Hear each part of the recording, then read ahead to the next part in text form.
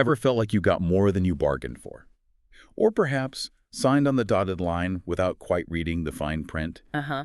That seemingly insignificant moment, that fleeting lapse in attention, can often kick off a chain of events far grander and more challenging than you could ever imagine.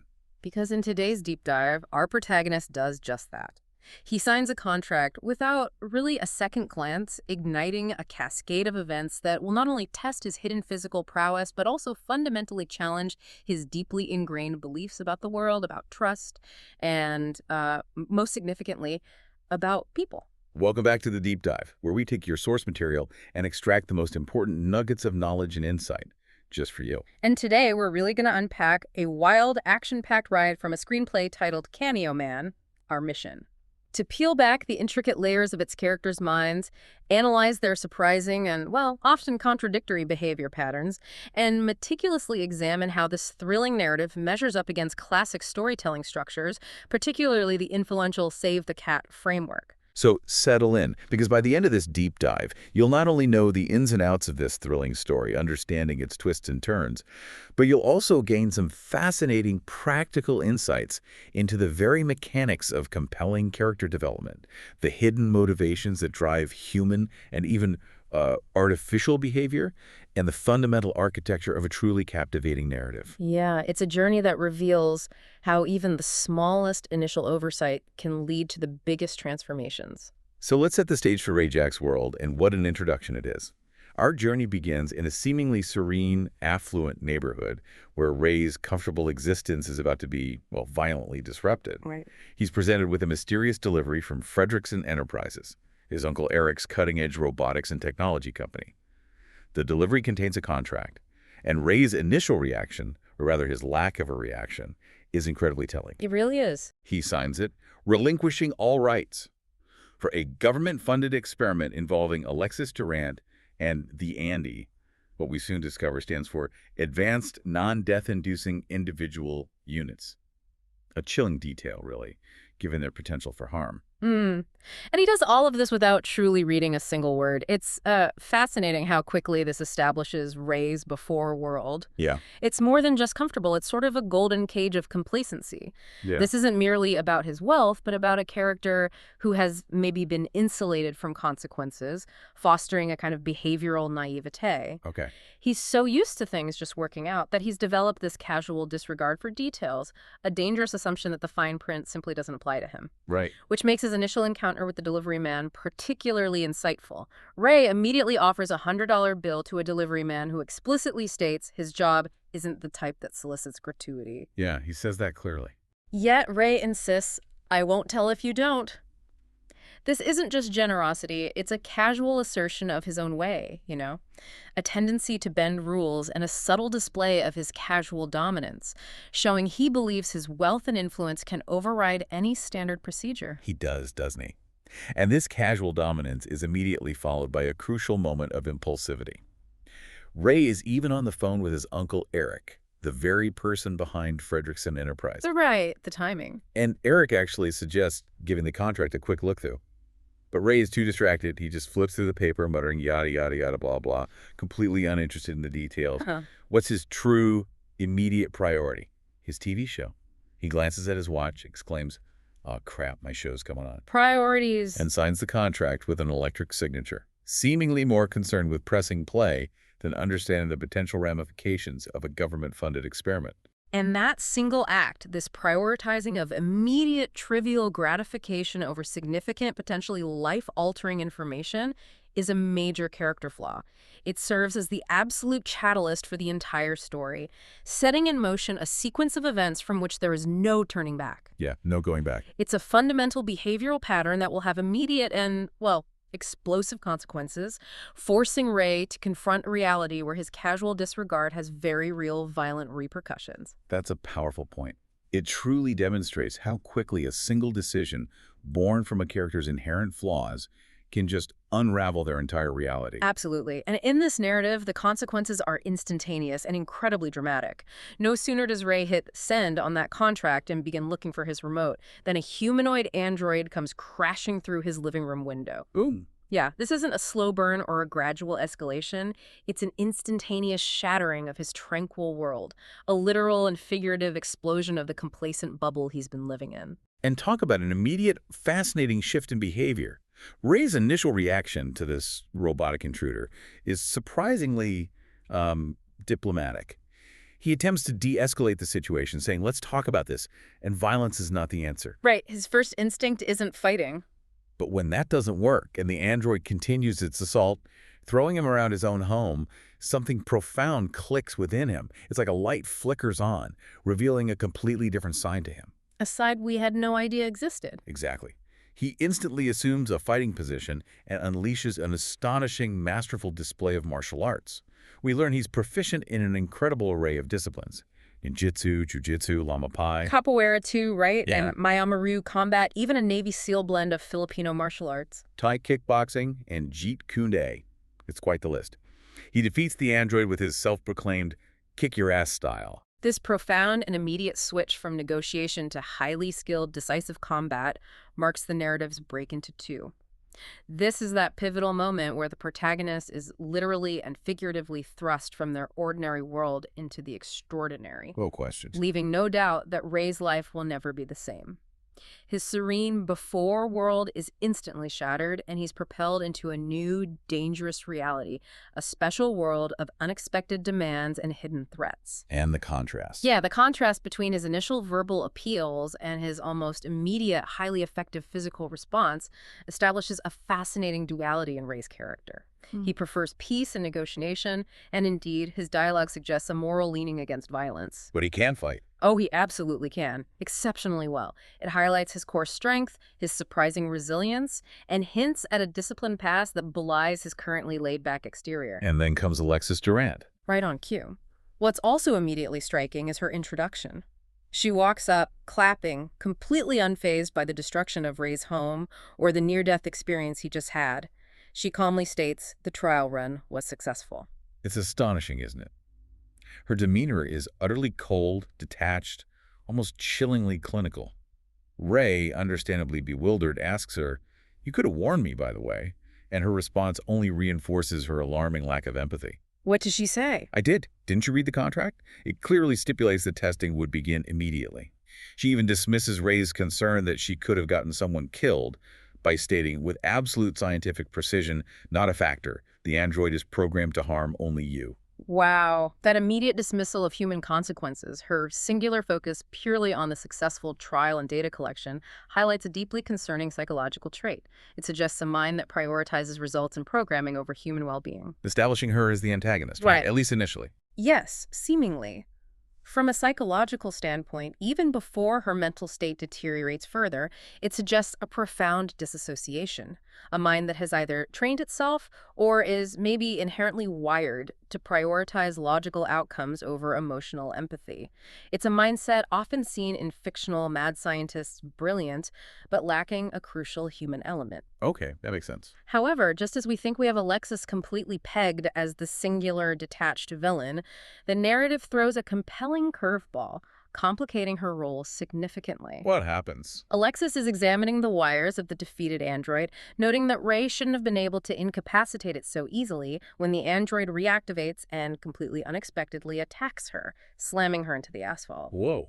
Its own creator. Exactly. This immediate betrayal by her own creation suggests the conflict isn't just external Ray versus Alexis, but also potentially internal to Alexis's creations, or perhaps she's lost crucial control over them.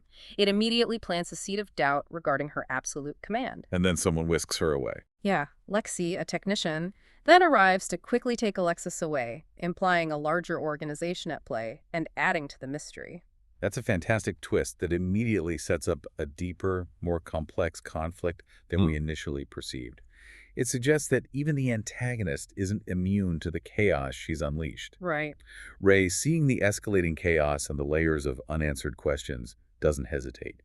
He declares with clear resolve, "I'm going to go get some answers," and immediately heads to the police station. Which is a crucial behavioral pattern for a protagonist, isn't it? Despite the widespread destruction to his property and the very personal danger he's just faced, Ray's immediate drive is to seek answers and proactive engagement rather than retreating or, lamenting his situation. Yeah, or just focusing on fixing his house. Exactly. It demonstrates a determined, courageous, and proactive trait, propelling the narrative forward and setting him on a clear path to uncover the truth behind all these bizarre and life-threatening events.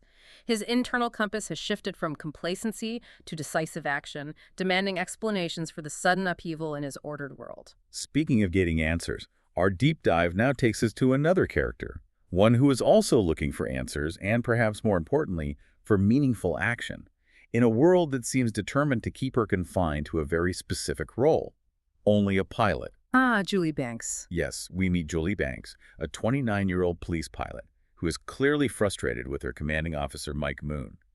She expresses her deep desire for action, yearning to prove myself, to be engaged in a more direct, impactful way. But Mike is completely dismissive, isn't he? Even making a rather tone-deaf and frankly archaic comment about gender roles. What was it? He says, "The president's a woman. I think that's enough female empowerment for everyone." Ooh, yeah, that hasn't aged well. Not at all. And Julie, far from backing down, immediately asserts herself. She declares, "I can kick ass too, sir." This scene is a classic B-story setup within the Save the Cat framework, wouldn't you say? Absolutely. Julie's internal struggle, her desire for meaningful engagement and a tangible opportunity to prove her capabilities versus her assigned, seemingly undervalued role as a pilot, introduces a powerful, resonant theme about defying societal expectations and breaking through limiting stereotypes, particularly those based on gender. Her ambition. Yeah, her ambition, her restlessness, what Mike later rather dismissively calls her bloodthirsty nature, are incredibly strong character drivers. Mike's traditional views and casual dismissal telling her to go for some paintball if she wants action. Right, paintball. It not only creates an external obstacle for Julie, but also highlights a broader societal perspective, a pervasive old guard mentality that Julie must confront and ultimately overcome to truly fulfill her potential. Her arc is immediately set up as a powerful exploration of competence versus perception. Okay, so as Julie grapples with her desire for more, another character, Alexis, is grappling with something far more sinister and profoundly disturbing. A complete unraveling of her own mind. This is where things get really dark psychologically. Yes. We next find Alexis waking in the hospital, confused and disoriented, where she encounters a hallucination of herself. This hallucination quickly establishes itself as her new best friend. Chilling A phrase. sinister and relentless internal voice that constantly encourages her paranoia, her aggression, and her most destructive impulses. It relentlessly pushes her, telling her she is weak like her parents, urging her to show Eric Fredrickson who's boss, and eventually escalating to the horrifying and utterly chilling command to kill Eric's entire family. This is the narrative's core psychological revelation, and it's absolutely brilliant in its execution. Alexis isn't simply a bad guy or a cold, calculating scientist motivated by pure malice. She's revealed to be a truly tragic figure suffering from a severe, perhaps chemically induced mental breakdown. The hallucination itself, it's like her inner conflict made manifest, isn't it? Exactly. It functions as a masterful literary device. It externalizes her deepest internal conflicts, giving voice to her self-doubt, her suppressed rage, and her burgeoning paranoia. Her initial hesitation, like when she argues, "I don't want to kill her," against the hallucination's relentless prodding, "Oh, but you do," that perfectly illustrates this agonizing internal battle. What makes it so compelling is how it profoundly shifts our perception of the antagonist, transforming her into a more complex and ultimately tragic figure. It absolutely does, and this truly transforms her character arc. She goes from being a cold, calculating scientist to a truly dangerous and deeply unpredictable force. The hallucination directly drives her increasingly erratic and antagonistic actions, providing a deep psychological why for her villainy. So it explains the aggression, the paranoia. Yes, her conversations with this unseen entity are clear, unmistakable signs of escalating paranoia, aggression, and a complete break from reality.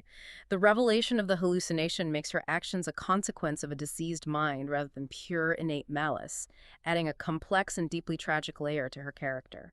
We see how profound mental illness can warp behavior. Right. Making her, in a sense, a victim of her own mind, even as she poses a grave threat to others.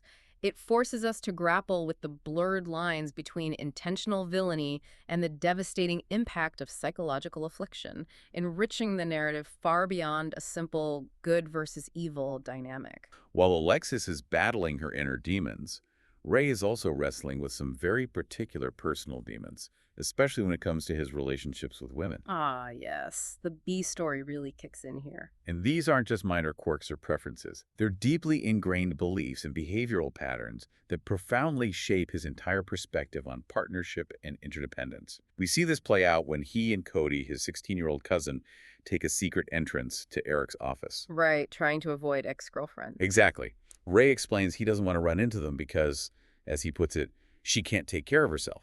Hmm. He expresses a very specific and rather limiting desire. I just want a girlfriend that knows how to take care of herself. This prolonged and remarkably candid conversation, particularly with Cody, is the true B story of the screenplay, and is precisely where the theme is stated most explicitly. Ray's external journey as Cameo Man, the action hero battling androids, Yeah, it's no. is cleverly and powerfully contrasted with his internal journey to overcome his deeply flawed and, as he later admits, misogynistic views on women and relationships. Cody, despite his youth, acts as a kind of perceptive B-story mentor. Yeah, he calls him out. He directly challenges Ray's assumptions and deftly calls out his blind spots. He even brings up Crystal, an ex-girlfriend, pointing out, your problem is you don't know a good thing when you have it, hinting at Ray's inability to appreciate mutual support. Exactly. Ray describes past relationships as oppressive when he feels he's doing all the giving and she's the one doing all the taking. This isn't just a casual complaint. It speaks to a deep-seated discomfort with vulnerability and an almost transactional view of emotional exchange. That's a great point. It's not uncommon. Many people, particularly those used to a certain level of control or independence, struggle with the nuanced give and take of true interdependence in a relationship. His desire for a woman who can handle herself might seem progressive on the surface, but his subsequent complaints about taking suggest a fear of vulnerability or a profound misunderstanding of what mutual support and shared responsibility truly entail. Right. He's looking for a specific type of strength that, ironically, might preclude genuine intimacy. His explicit admission later in his wedding vows of having always held a kind of misogynistic view toward women confirms that this isn't just a preference, but a deep-seated bias he needs to overcome. And Cody's role here is crucial. Definitely. He acts as a mirror, externalizing Ray's internal conflict and forcing him to confront these problematic behavioral patterns, setting the stage for his eventual transformation. Okay, so as Ray grapples with his internal biases, Eric is dealing with very real external threats, bringing our disparate characters together and setting the stage for the next wave of conflict and crucial plot developments. And we learn about Eric's integrity, right? Through his staunch refusal to merge with Trinitech, because, as he states, with a clear ethical compass, I don't make legal weaponry. Yeah, that immediately reinforces his role as a benevolent, albeit strict, leader within his company, demonstrating a commitment to ethical innovation. He then confesses to Ray about a mole within his organization and a series of death threats, which are strongly implied to be from Alexis. But despite these serious threats, he refuses to defile their trust by launching a heavy, indiscriminate investigation into his employees. Which speaks volumes about his ethical compass and his leadership philosophy. His integrity truly serves as a moral compass for the narrative, doesn't it? It does. Even under immense pressure and facing betrayal, he won't compromise his fundamental values. This dilemma, combined with the threats, adds layers of external pressure and vulnerability, ultimately forcing him to rely on Ray's unique and burgeoning capabilities. This reliance on Ray is further cemented when Eric introduces them to a remarkable innovation developed by Fredrickson Enterprises, a fire-resistant, cold-trapping bodysuit. Ah, the suit. He proudly describes it as a material that won't burn until 364 degrees, and it traps cold like it were a net. This bodysuit is a clear plot device, the quintessential magic item that will literally enable our hero, Cameo Man, to fulfill the promise of the premise for the action to come. It's a literal suit of armor, providing the necessary tools for the impossible tasks ahead. And Ray wants to be Eric's bodyguard. Yeah, Ray's immediate desire to be Eric's bodyguard, despite Eric's repeated resistance, also shows his deep loyalty and care for his uncle, though perhaps still with a touch of his initial overconfidence in his own ability to handle all threats single-handedly. Eric's struggle to trust employees, acknowledging it gets so exhausting, reflects the heavy burden of leadership when facing internal betrayal and external threats, making him more relatable and less of a purely stoic figure. Definitely. The pieces are now truly in place, aren't they? They absolutely are. A mentally unstable genius driven by a fractured mind. A reluctant hero grappling with deep-seated personal biases and newly discovered physical prowess. An ambitious pilot yearning for more. And a powerful ethical mentor trying to protect his vision. The stage is perfectly set for a massive confrontation. As Alexis takes her plan to the next terrifying level, truly amplifying the stakes for everyone involved. And that's exactly what happens at the narrative's midpoint, a crucial turning point that raises the stakes exponentially. Alexis, still battling the relentless whispers and commands of her internal hallucination, successfully infiltrates Falcon factories. Where the androids are made. Exactly, the very place where Eric's company produces 500 Andy-androids, the advanced non-death-inducing individual units. She even manages to learn their core psychological programming. Accomplish the mission. Aid fellow androids. Do not engage non-hostiles. If you punch it, it will attack you. That last part is key, isn't it? They react to aggression. Precisely. This subtle but profoundly important detail tells us that these androids aren't inherently lethal or aggressive. They are programmed to respond to aggression, making them dangerous only when provoked or given malicious directives. And Alexis leverages that psychology with killing precision and a twisted brilliance. She implants a virus into the system, activating batches 1 through 4 to report to the control hub, creating a formidable force. And batch 5. Then, with a terrifying specificity and cold determination, she programs Batch 5 to kill Eric Fredrickson. This successful infiltration and weaponization of the androids represents a massive escalation of the conflict, transforming a contained threat into a widespread, targeted assault. It's a clear midpoint event in the Save the Cap structure, often feeling like a false victory for the antagonist, but a significant defeat and increased challenge for our heroes. The sheer scale of her ambition, distorted as it is truly chilling.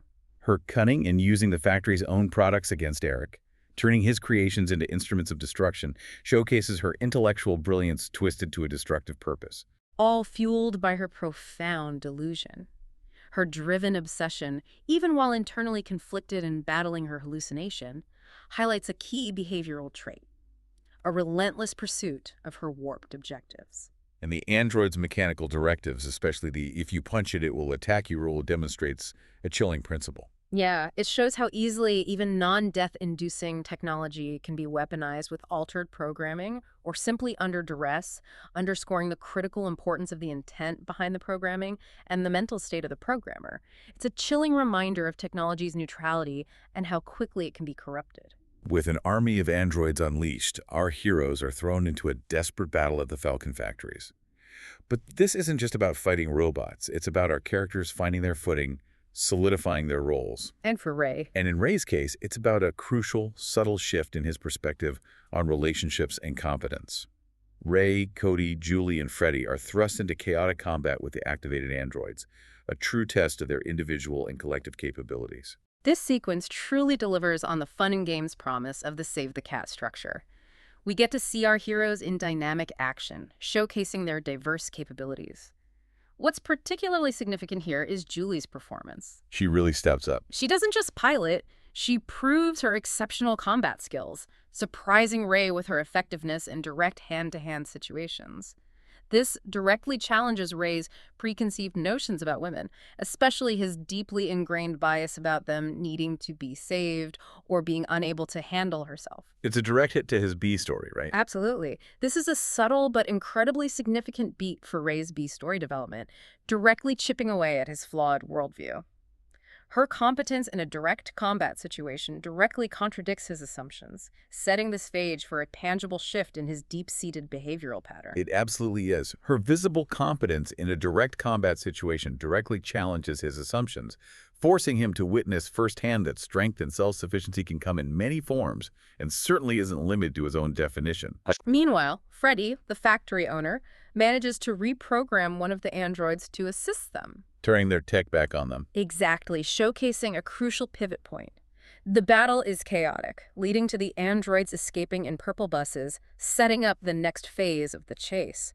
But the biggest reveal, and perhaps the most compassionate psychological insight, comes when Julie reports on Alexis's true state. What does she find out?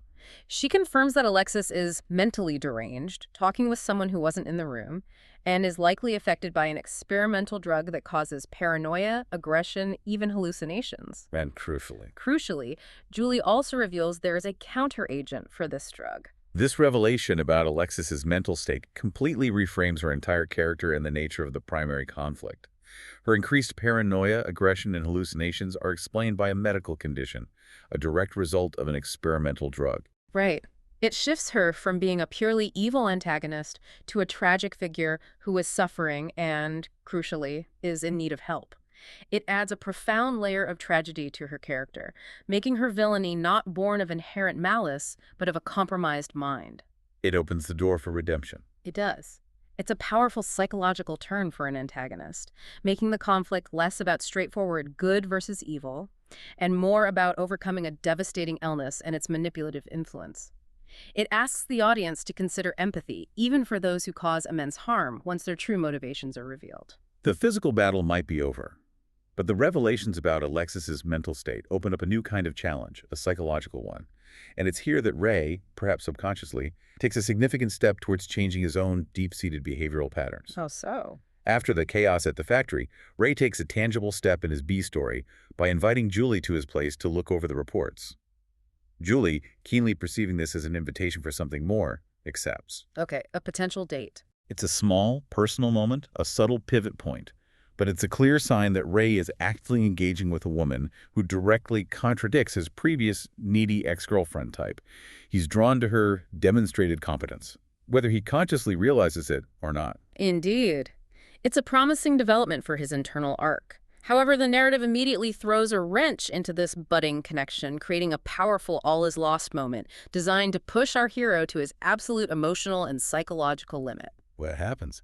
Julie leaves her phone. Yeah, Julie, perhaps a bit scatterbrained or simply human, leaves her phone at home. Meanwhile, Eric is informed by Detective Bennigan's about Alexis's drug-induced condition and, crucially, the existence of a counteragent. This sets up the hope for a cure, a potential solution to Alexis's madness. But before that hope can fully materialize, Julie is brutally kidnapped by Alexis. oh no. And Ray's immediate, almost reflexive reaction upon hearing the devastating news of Julie's kidnapping is a lament that directly echoes and, at first glance, seems to reinforce his deep-seated bias. I told you, Cody. She can't take care of herself. Wow, even after seeing her fight, that bias runs deep. It does. This moment is heartbreaking for Ray's character arc because it appears to confirm his negative bias, despite Julie's demonstrable combat skills just moments earlier. It brings his internal conflict about women to a devastating head, forcing him to confront his ingrained prejudice under immense emotional pressure. The stakes become deeply, profoundly personal for Ray. Shifting the fight from one of mere survival to one driven by a desperate need to save someone he has begun to care for. This is a crucial low point, a moment of profound despair that forces him to confront his preconceived notions directly, preparing him for the final transformative phase of his character arc. With Julie's life on the line and Alexis's sanity crumbling, Ray is pushed to his absolute limit, confronting both external threats and his own internal shortcomings. But it's in this all-is-lost moment that he truly gathers his allies, arms himself not just with weapons, but crucially with a new understanding, ready for the final confrontation. This is a critical turning point for Ray. It marks his break into 3, signifying his entry into the final act, where he's no longer just reacting to events, but actively shaping the outcome based on his profound personal growth and strategic insight. He's synthesizing everything he's learned. And his approach in this final act is remarkably different, showcasing the depth of his transformation.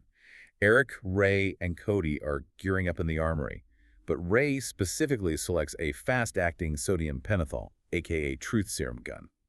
Interesting choice. Not exactly standard firepower. Right. This isn't a weapon of brute force. It's a tool for psychological resolution. He articulates his hunch that Alexis hasn't actually killed anybody yet, and he believes he can talk her down. That's a profound internal shift for Ray. He's evolved beyond just physical combat. He's now applying psychological insight, understanding Alexis's compromised mental state rather than simply seeing her as an enemy to be defeated by sheer force. He's becoming a diagnostician of character. Exactly. Looking beyond superficial appearances to understand underlying motivations, this developed empathy and critical thinking are huge for his character development.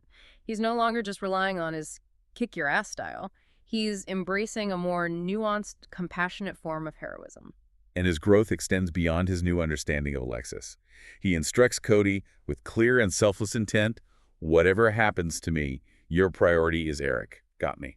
That willingness to risk himself, to prioritize Eric's safety above his own, marks a complete full circle from the casually self-interested actions that characterize his initial state-like signing that contract without reading it. His priorities have fundamentally shifted. From individual gratification to a profound sense of responsibility and loyalty. And the culmination of his B story is also subtly played here. Julie agrees to pilot the helicopter as a signal, simply based on Ray's "trust me." Her trust in him and his reliance on her validates his growth. And his trust in her as a capable pilot to execute a critical part of the plan clearly shows his evolving perspective on women. He's no longer lamenting her inability to handle herself, but actively relying on her competence. A true embodiment of mutual respect. Armed with the truth, a new strategy, and a deeply personal motivation, Ray and Cody enter the belly of the beast, where Alexis is waiting, poised to unleash her full, distorted vision of revenge. Which leads us directly to the narrative's finale, the intense office showdown, which is both a physical and profoundly psychological battle. Alexis, now clad in a striking purple, skin-tight latex suit, holds Eric hostage in his office, maniacally revealing her chilling plan. To program 500 androids globally to kill anyone and everything related to Eric Fredrickson. When Eric, horrified, calls her insane, she immediately replies with an almost chilling sense of self-awareness distorted by her delusion. Thank you. Wow. That underscores the absolute depth of her psychological break. It's terrifying. Ray confronts her, and in a bold, strategic move, he attempts to talk her down, leveraging his knowledge that she hasn't actually killed anyone yet, despite her threats. He calls her bluff, daring her, then kill us. Do it now. A psychological tactic. Exactly. It forces her intense internal conflict to the surface, visibly breaking her composure. Alexis becomes intensely agitated, arguing vehemently with her unseen hallucination, pleading, "I can't just shut up, and you shut up too." Her internal struggle is right there on display. It is. This raw, agonizing battle with her mental illness is the absolute climax of her psychological torment. Even after pistol-whipping Eric in a fit of delusion, she momentarily says, "I'm sorry." A crucial flicker of her true compassionate self breaking through the fog of her illness. It's a devastating display of a brilliant mind at war with itself. It's a crucial behavioral demonstration of her illness, confirming that her destructive actions are not entirely her own, driven as they are by a voice only she can hear. Then the look-alike androids down. Right. For Alexis, look-alike androids attack, adding a brutal physical dimension to the psychological battle. Ray, quick thinking, uses his mace watch, blinding one, then swiftly snapping its neck with his surprising strength. Amidst the chaos, Eric bravely tackles Alexis, Creating a critical opening, and Cody, following Eric's command, shoots the computer. This decisive action stops the global android manufacturing, resolving the overarching worldwide threat, marking a clear strategic victory against Alexis's destructive plan. And Ray's tactics here are also profoundly evolved. He's not just a fighter, but a strategic thinker who engages his opponent psychologically first, understanding that some battles are won not with fists, but with empathy and insight. But the true peak of the finale, Ray's ultimate heroic act, comes right after this intense showdown. Alexis, in a profound albeit fleeting moment of clarity that beautifully validates Ray's initial hunch about her, tells them they have 46 seconds to leave. She saves them. She even commands the android attacking Ray to abort Operation 114, directly saving his life. This is a powerful, self-sacrificing act from the antagonist, a moment of her true self breaking through the disease. Eric and Cody escape on the helicopter. But Alexis falls. As the tower explodes floor by floor, Alexis, seemingly defeated, falls. But Ray makes a split-second, incredibly selfless decision. He puts his feet on the skid of the helicopter and pushes himself down in Alexis's direction, catching her midair. Now that is a save the cat moment. Absolutely. This is Ray's most iconic save the cat moment, not just for the plot, but for himself as a character. He pulls a parachute from his costume sleeve, bringing Alexis down safely to the waiting police line. This selfless act, risking his life for the very antagonist who caused so much destruction and misery, defines his profound transformation. It demonstrates that he is now fighting not just for himself or his family, but for what is fundamentally right. Even for those who have wronged him. It's a true embodiment of heroism, a complete reversal from the casually self-interested man we met at the beginning who wouldn't even read a contract. He has truly evolved from a reactive individual to a proactive, compassionate hero. And with the immediate danger averted and the primary conflict resolved, we enter the new world and witness the final image that ties everything together, providing a satisfying resolution to both the A and B stories. How does it wrap up? Alexis is arrested. Yes, Alexis is arrested, but in a surprising, almost tender moment, she kisses Ray, who gently pulls away, not rejecting her, but acknowledging the complex reality of their situation. Julie, unaware of the kiss, rushes to Ray, genuinely excited by his success, showcasing her unselfish pride in his accomplishments. And then Ray proposes. Then, in a pivotal moment for his character arc, Ray proposes to Julie, bringing his B story to a heartfelt conclusion. His wedding vows are incredibly powerful and explicitly resolve his internal struggle. What does he say? He truly does. Ray publicly admits, "I've always held a kind of misogynistic view toward women, until I met you." He credits Julie for completely changing his perspective, stating that she could handle herself and significantly save my life. That's huge. Not just physical saving. Right. It's about her influencing his perspective, pulling him out of his biased way of thinking. This acknowledgement of her strength and influence, reversing his initial lament about her needing to be saved, shows profound psychological growth and a mature understanding of what a truly interdependent relationship looks like. He's found a partner who embodies the self-sufficiency he claimed to desire, but now understands it in a much deeper, more personal way, recognizing mutual strength and vulnerability as core components of a healthy partnership. What's truly remarkable and adds a profound layer of complexity and hope to the narrative is Alexis's presence at the wedding. She's shown applauding in handcuffs, even crying tears of genuine joy. Really? In handcuffs? Yes. And later, she's depicted having a direct hand in rebuilding the tower. This signifies her redemption, demonstrating that her immense genius, once twisted by illness, can be successfully applied for good. It's a powerful and nuanced resolution to her own tragic character arc, showing that even villains can find a path to rehabilitation. So the ending is hopeful. Very much so. The story ends with the restored, shimmering tower, a powerful final image symbolizing reconstruction, resolution, and the new, improved world that emerges from chaos, built on the foundations of growth and newfound understanding. It's a hopeful, complete resolution for the main conflict and characters. But, as is often the case in this genre, the story isn't quite over. We get a post-credit sequence that serves as a classic sequel hook, a tantalizing glimpse into future challenges. All the sequel setup. We see a look-alike android activated in a junkyard with a singular chilling mission: kill Cameo Man. Okay, so the threat isn't entirely gone. Exactly. This leaves the audience with a tantalizing, unresolved conflict, reminding us that while Alexis's internal threat has been addressed and she's on a path to rehabilitation, the external threat of misused technology and malicious programming, independent of human will, is not entirely gone. It suggests that even after one major battle, new dangers can always emerge, setting the stage for future adventures for Cameo Man. The fight for the new world is never truly over. What a ride indeed. Yeah. From Ray's initial impulsivity and deeply ingrained biases to his profound transformation in understanding true partnership and selfless heroism, and Alexis's tragic journey from genius to villain to a path of redemption. This deep dive truly shows us how intimately intertwined character psychology and behavior are with a compelling narrative. We saw Ray's flaws, his dual nature as a fighter and a peace seeker, and ultimately his growth into true selflessness and maturity. And Alexis's descent into delusion, driven by an externalized inner conflict, provided a deep why for her villainy, allowing for a path to rehabilitation that challenges simple notions of good and evil. And Julie's struggle to be seen for her competence ultimately not only elevated her own arc, but also powerfully challenged Ray's biases, setting the stage for a healthy, interdependent partnership. Absolutely. It all weaves together really effectively. And for you, our listener, the next time you encounter a story, whether it's a film, a book, or even a real-life situation unfolding around you, consider this. What are the underlying psychological drivers at play for the people involved? What crucial save-the-cat moments are defining the turning points for these characters, pushing them towards profound transformation. And how might a small, seemingly insignificant detail, like a contract not fully read, or a hidden, unexamined personal bias, trigger a cascade of events that changes everything, not just for the characters, but for their entire world? It's often in those little moments, those subtle behavioral patterns, that the biggest transformations begin, offering a rich tapestry of human experience to explore. Keep exploring, keep questioning, and keep diving deep into the fascinating depths of story and human psychology. That's all the time we have for this deep dive. Thank you for joining us. Until next time.